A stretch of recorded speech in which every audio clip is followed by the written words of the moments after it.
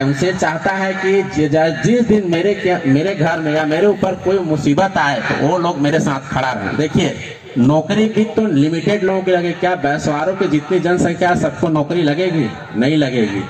सब लोग नेता बन सकते हैं? बिल्कुल नहीं बन सकते। लेकिन जिनको आप लोगों ने जिम्मेदारी दी है या जो उस ओहदे में पहुंच गया है, खासकर एसटी, एससी, ओबीसी समाज की मैं बात करता हूं, तो हमारा कोई भी लीडर या हमारा नौकरशाह ऊपर जाके गद्दी में बैठता है, जिसके पास पावर रहता है, उसको इस बात का एहसास होना चाहिए कि आपके समाज ने कितनी कुर्बानियां दी हैं, तब जाके आप उस ओहदे पे बैठे हैं। उसके लिए आपको अपने समाज को कभी नहीं भूलना चाहिए, वो नेता हो चाहे हमारा कोई अधिकारी हो। इस बात को नोट करें, ये बहुत जरूरी है। दूसरा चीज हम देखते हैं कि हमारे समाज में महिलाओं की भागीदारी। देखिए, किसी भी समाज में 50% हक तो महिला का होता है, उसको हम लोग एकदम नदारत कर देंगे। मैं बहुत लास्ट में खुश हुआ कि हमारे अनीता दीदी आ गई, नहीं तो ये सभा पूरा नहीं होता। मेरे ख्याल से जिस सभा में महिलाएं ना हो वो सभा कभी पूरा मैं नहीं मानता हूँ, आप लोग भले मानते हो। तो आके हमारे समाज की लाज रख दूं।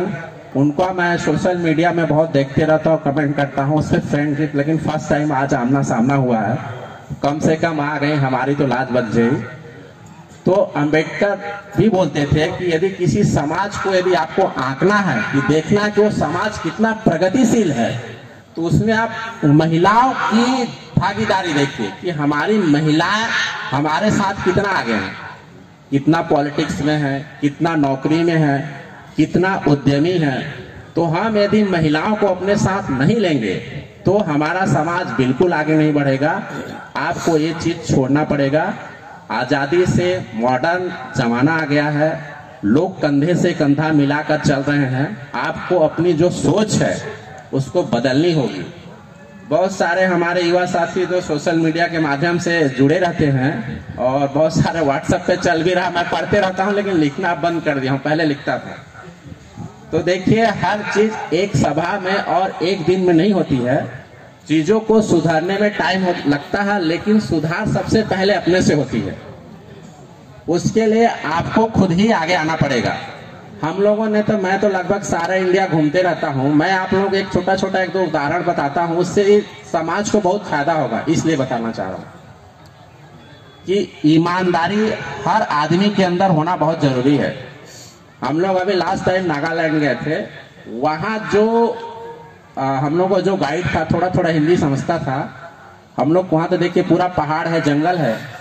तो ऐसे जंगल में जा रहे थे तो वहां देखे तो बहुत सारा छोटा छोटा पाइप ऐसे फेंकाया पड़ा था रोड के किनारे किनारे। वहां क्या है, पानी जो आता है वो आपका पहाड़ से डायरेक्ट बिना बिजली के 24 घंटे आता है।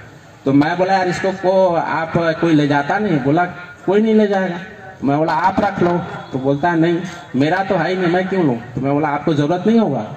बोला नहीं, मेरे को जरूरत होगा तो मैं खरीद लूंगा। सोचिए। और यहाँ आप एक छोटा सा चीज यही पे मोबाइल छोड़ के चले जाइए, 5 मिनट नहीं लगेगा, लोग मार देंगे, या किसी का जूता कोई मार देगा।